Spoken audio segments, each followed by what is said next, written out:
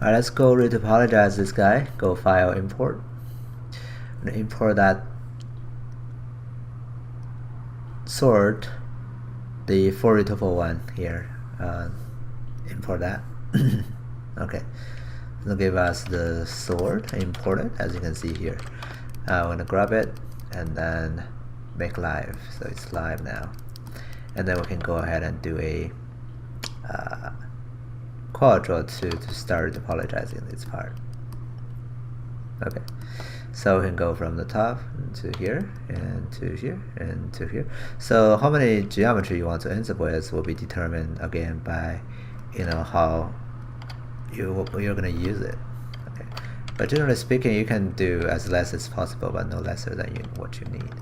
I'm gonna go for something like this, but you can see I need a little circle in the middle, so I'm gonna go give it one more loops, or two set of loops here.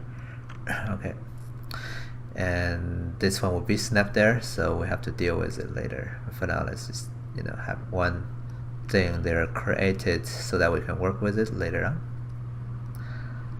Okay, I'm gonna holding down tab and extend this guy, and then just move. Oops, it's not gonna be easy. Let's just use the traditional click and drag way.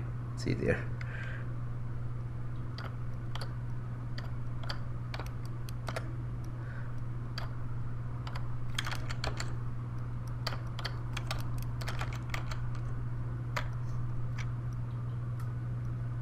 Tab and drag to extrude this out, and have this guy here and one more here.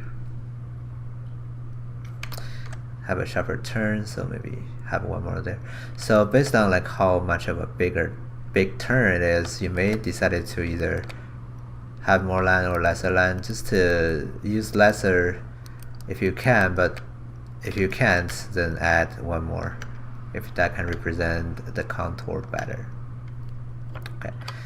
Now we have this broken part. Again, depending on what kind of resolution you want to end up with, you may ignore this or have your topology to represent that too. Okay, now because this is just a blade, right, we probably wouldn't need it to be having a perfect topology, so we can of course use that like this, right, to represent it, or we can end up with triangles so that it's easier for the game engine eventually.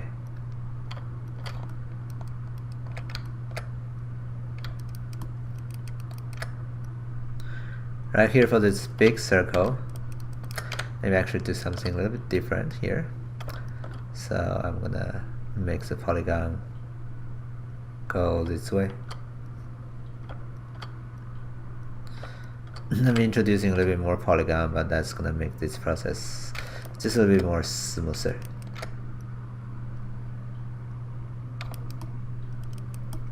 Okay, so I'm gonna click create a little face.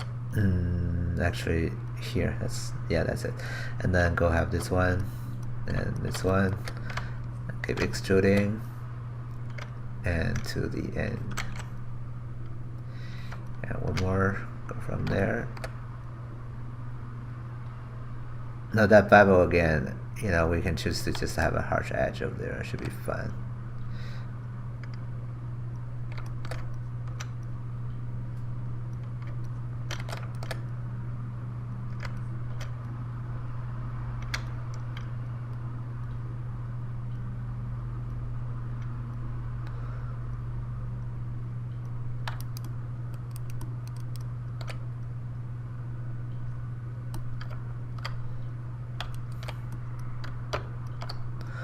So when you're doing this part, you probably are wondering if there is a one-click solution. You can use ZBrush ZRemesher, and sometimes that's good enough, and not just good enough, but has been used by many models you can see on ArtStation. But in real production, that would be like a lazy way of doing stuff, and it's going to introduce performance issues because the ZRemesher model is too dense for a certain kind of game engine, platform like mobile, for example. Okay.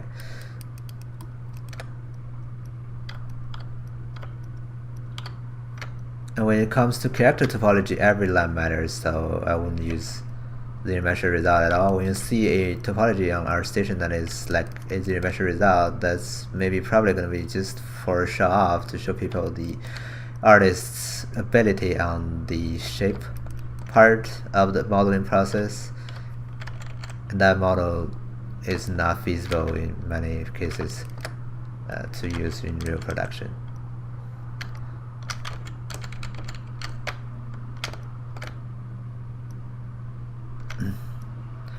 Or if you see just ZBrush sculpts, then yeah, because that's just ZBrush sculpt. Sometimes they go in too much. Go to the vertex mode and drag them out. And press the Y button to go back to Quad Draw 2. Alright.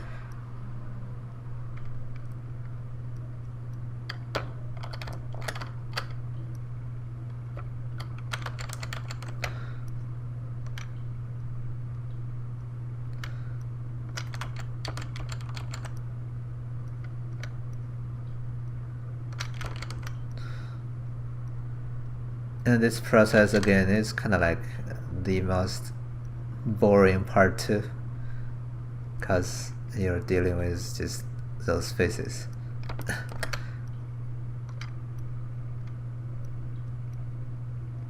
Okay, and oftentimes I start thinking like, why are we even doing this? Because I could possibly just hard surface model this entire thing in Maya, and then after that I bring it to ZBrush, and I can just use that topology if I don't change the shape, right? So that could be one of the workflows. I mean, that's a really old workflow, but sometimes it doesn't mean that's a bad workflow at all, like, because that way since could be simpler if you're really good at hard surface modeling in Maya anyways, right? So something to think about. All right.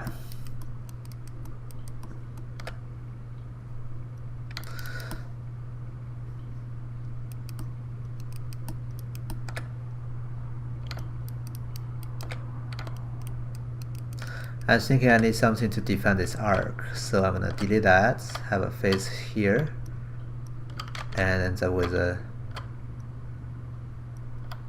triangle. Cannot really do that. Maybe ends up with a triangle somewhere, right? So that I can represent this arc with one more line. Especially when it's game model, right? It's totally feasible to do this. It ends up with a triangle here is all you need. Don't try to have this triangle all go all the way up to just, you know, in order to have this, you know, to support just one more line here. It's not really that necessary. Okay. Anyway, so let's see. We're gonna go in. Oh, before we do that, let me actually finish this portion here by creating the ones in the middle. So I'm gonna go in, try to get to the middle, but it's okay if I can't. Extrude that out by holding down Tab and middle mouse button.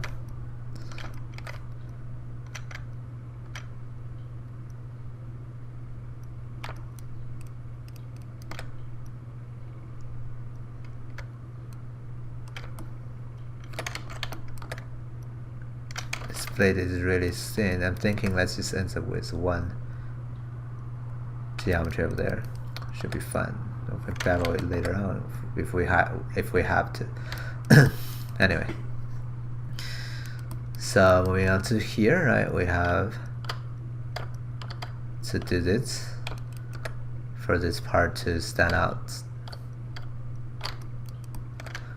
Middle mouse drag to extrude that.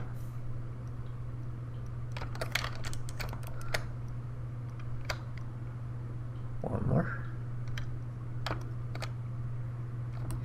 for these guys, which is extrude in, or maybe not including that one. So let me do this here first, this, so that I can extrude what's inside. Not that guy.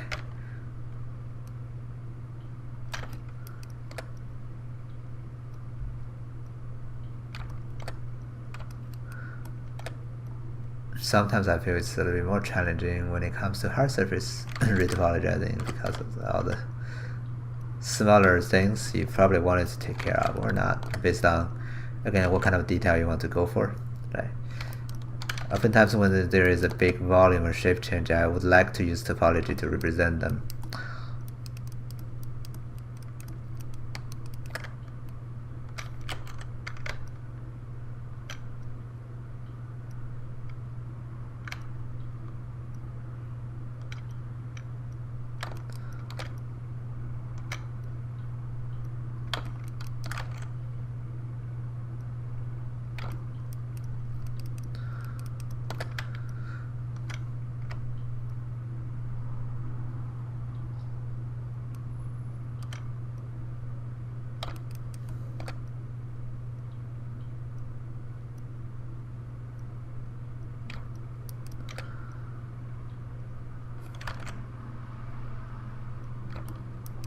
Alright, and then these two go down. Oops. That has to do separately.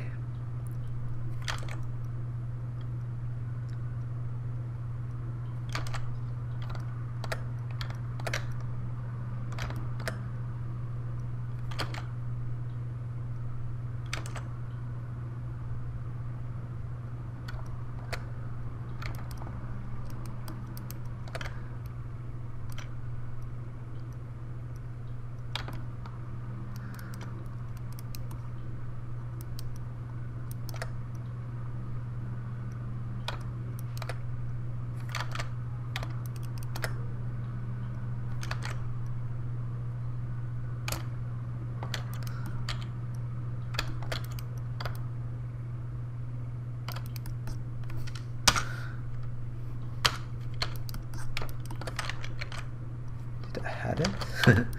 Anyway, quadro again. Right.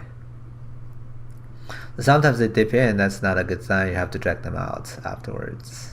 It's, you know, sometimes kind of like a painful thing that you have to deal with. Anyway, extrude this out, extrude that out, up, in.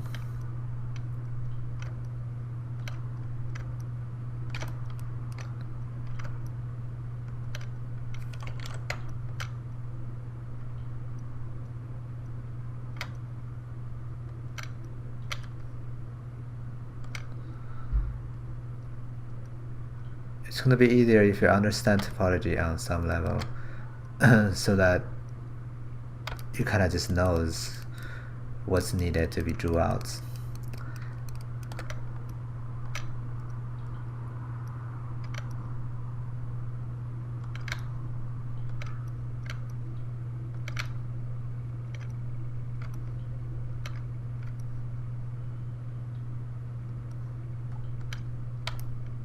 I wanted to reserve this last contour better, so I'm going to choose to add in one more loop. Again, just for game developers, right? You can probably just go, don't have all the lines go through, but just have a triangle there. But for movie production, this is totally fun to have one more line there to enhance the detail.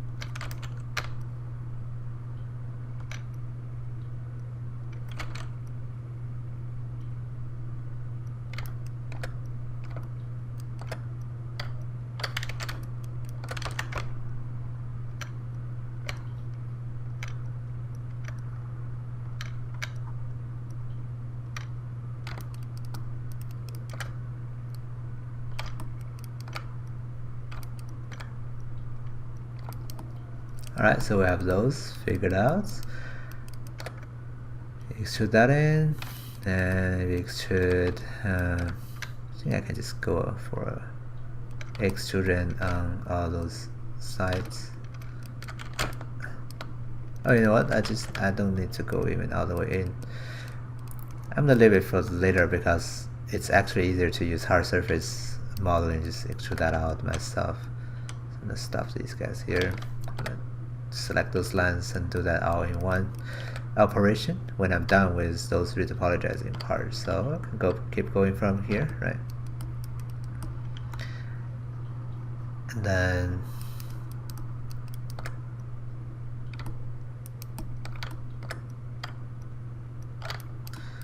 fill that in. Now for this part that is like intersecting with our blade, and then you have two choices again.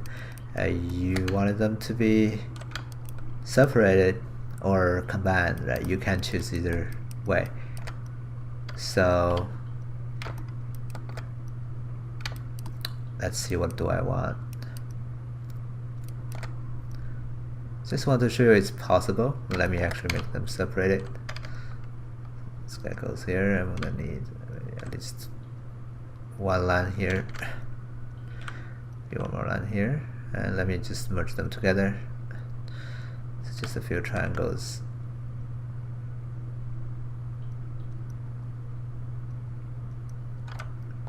To support the variation over here.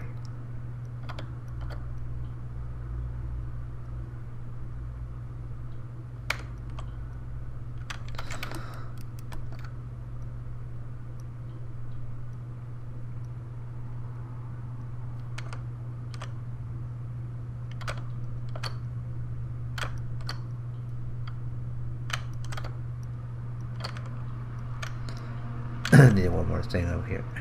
Right.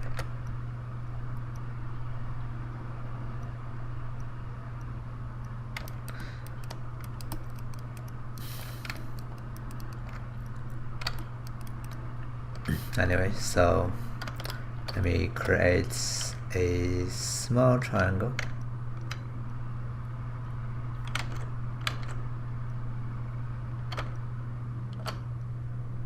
Over here. These guys are going down.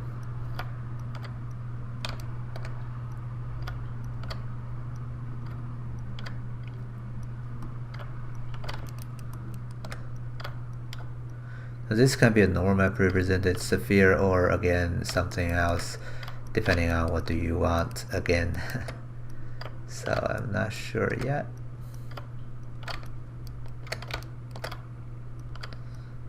Need a face for this thickness.